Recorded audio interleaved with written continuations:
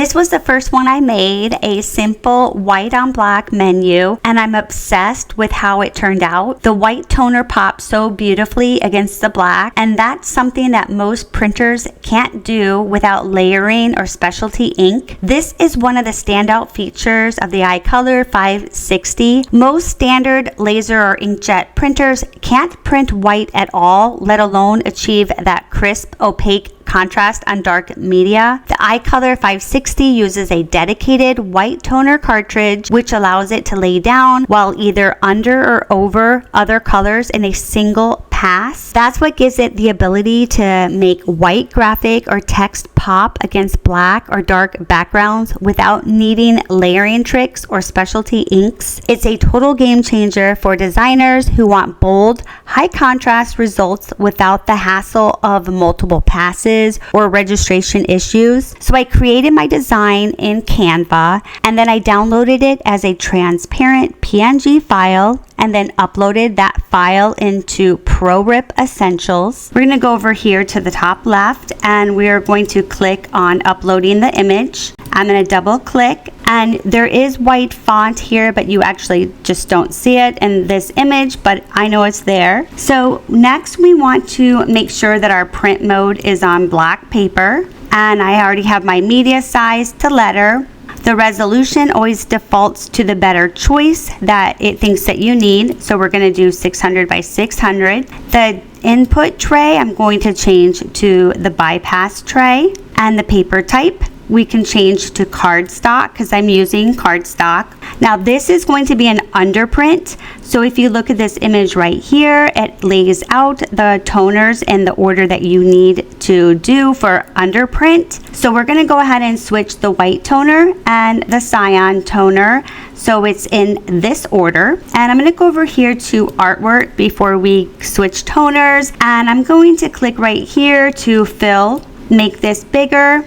So I wanted that to be as big as the paper. We wanted to use as much as we can. I'm going to show you how to do the toner, and then we're going to go ahead and hit print.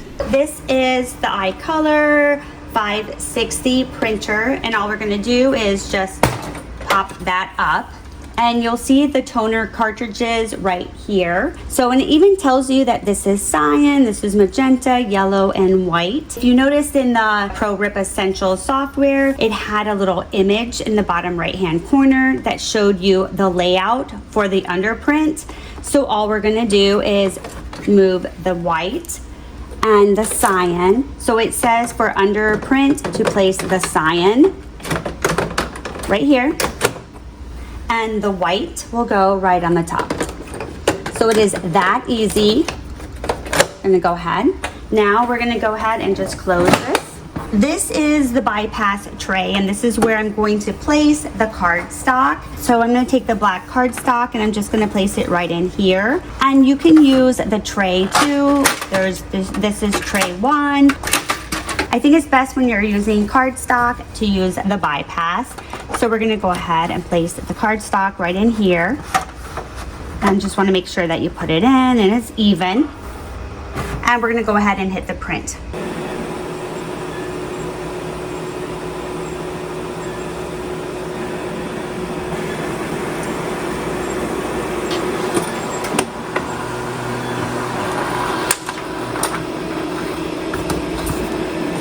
Doesn't that look amazing? Look at that. That looks awesome.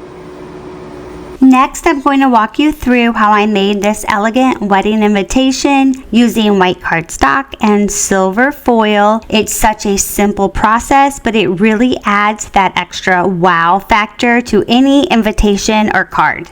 Okay, so here's a little trick that I like to do, which I think makes a big difference when I'm designing something that I'm going to print using the iColor 560, especially if I'm planning to foil it. So let's say I'm making a 5x7 card. You could totally just create a 5x7 canvas in Canva, design it, and download it as a transparent PNG. But here's the thing. Canva's default resolution isn't always the highest, and when you're foiling or printing something with really fine details, that lower resolution can make things look a little blurry and less crisp. So what I like to do is start big. I design my project on high resolution canvas, usually something like 4500 by 5400. Then once I have the design exactly how I want it, I download it as a transparent PNG and then upload it into a 5x7 canvas and resize it to fit.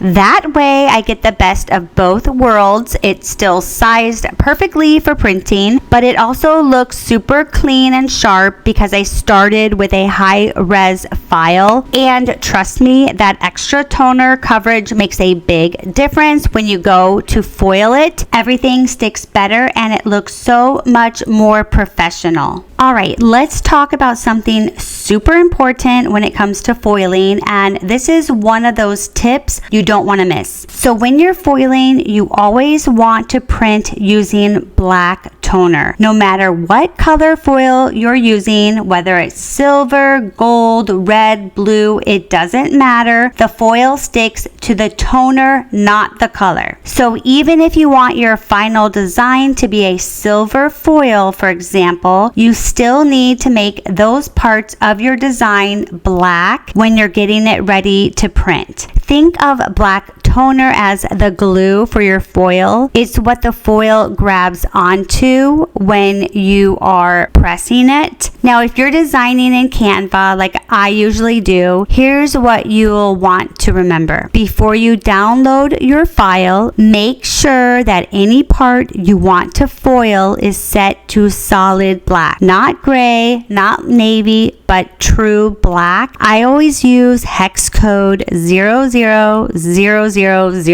just to be sure. Here's another trick that I do that helps the foil stick even better. I like to make the font a little bolder. More toner equals better coverage. So I'll click on the text, go into effects in Canva, and I'll choose outline option. Then I make sure that both the fill and the outline are set to hex 0000, so everything stays solid black. The little outline adds extra thickness to your letters, which means more toner gets laid down and it gives the foil more to grab onto. I do that with everything I want foiled, and it makes a big difference. Also in outline, when you're doing the outline with the adding the extra color, you can always make it thicker or not as thick. So you can adjust it by sliding that bar. Doing one of those always makes a big difference. We're going to go ahead and click upload, and let's go ahead and make it a little bit smaller. So let's go ahead and click on clone graphic. We have this set on generic CMYK and it defaults to the 600 because that's the resolution they recommend. We're doing bypass, and then the paper type instead of cardstock, I did thick to 163 because then the iColor will use more toner when it creates this, and that is what we want. So when we foil, the foil adheres to the toner, so the more toner, the better the foil will stick. So that is why we're going to go with this instead of cardstock, and the toner configuration is CMYK. So we're going to go over here and we're going to hit print. Since we're switching to white cardstock and using black toner for this project, we need to swap out the toner cartridges. So I'm going to go ahead and remove the white toner and replace it with the black toner instead. You'll know where to place the toner by checking ProRIP. Remember, it shows you the toner layout in the bottom right corner. So for this setup, we're removing the white toner and placing the cyan toner in that spot. Then where the cyan was originally in the front, we're now placing the black toner there. So in the end, you should have cyan, magenta, yellow, and black toner installed, matching the image shown in ProRIP.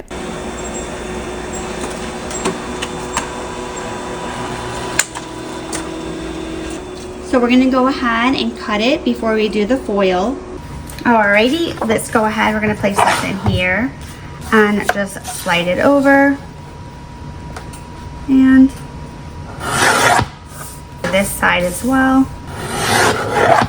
Okay, so we're going to go ahead and foil this. So we're going to use UNet iColor Silver Hot Stamping Foil. I'm just cutting a piece that will fit the area that I want to foil. You'll also want to go ahead and preheat your heat press. UNet recommends pressing this foil at 310 degrees Fahrenheit for 30 seconds, but every heat press is a little different, so just use that as a good starting point. On mine, I found that it works best at 285 degrees for 35 seconds. Once it reaches that desired temperature, I also let it preheat closed for 5 minutes to make sure that the entire heating plate is evenly warmed. So now that it's ready, I'm going to place the wedding card face up on the heat press and then lay the silver hot stamping foil shiny side up over the design, and then I press it for 35 seconds at medium pressure. You may have noticed that I didn't place parchment or craft paper over the foil. I've found that the foil actually adheres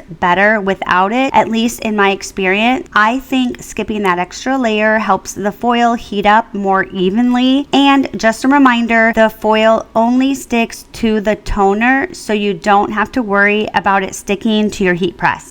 Now we're ready to take it out of the heat press. Just be careful because it's still hot. This is also a cold peel foil, so you'll just want to let it cool before removing it. The good news is it cools pretty quickly. After I finished this project, I came across UNet's recommendations for foiling, and somehow I missed them before. And here's what they suggest. When you open the heat press, leave the foil in place and gently rub it with a soft cloth or a piece of fabric for a few seconds. And they said that this helps it start cooling and settling into the toner. Let it cool completely, which usually takes around 3 to 5 minutes depending on your workspace. Then once it's fully cooled, peel the foil off in one smooth motion. And if you try to remove it too soon, the foil may not transfer cleanly or could lift in spots. So that's it. Just be patient for the cool down and your foil should come out nice and crisp. I actually removed mine right away, but I really like what UNet recommended, and I'm going to try that for the next time, and I'll also let you guys know how it turned out. Here is a final look at all the projects I made in today's video. I'd love to know which one was your favorite. Let me know in the comments. Now, I didn't walk through every single project step by step, but I did show you how to make the black cardstock menu, and the process is the exact same for the thank you note cards. So once you've got that down, you're good to go. I also walked you through the wedding invitations, and the same method applies to both the Christmas cards and the wine label sticker project. But just a quick tip. If you're making a wine label sticker, make sure that you're using sticker paper that's compatible with toner printers, not inkjet. That's really important for a clean, lasting transfer. If you're curious about the iColor 560 white toner printer, I linked it in the descriptions below, along with all the products I used today, so you can easily check everything out. If you have this printer, or if you want this printer, what would be the first thing that you would make? I would love to hear your ideas. Don't forget to check out my iColor 560 playlist below, because I'm always adding new tutorials and ideas to help you get even more out of this printer. As always, thank you so much for watching, and I'll see you guys in the next one. Bye guys.